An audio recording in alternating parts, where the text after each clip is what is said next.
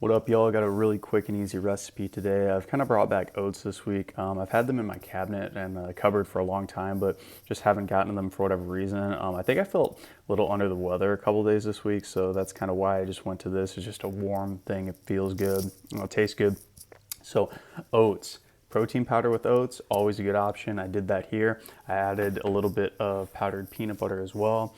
Anytime you have oats, adding in some different fruit is a good option. So you can add bananas. I added blackberries in this. I've added apples before and actually nuked them to make them a little bit soft.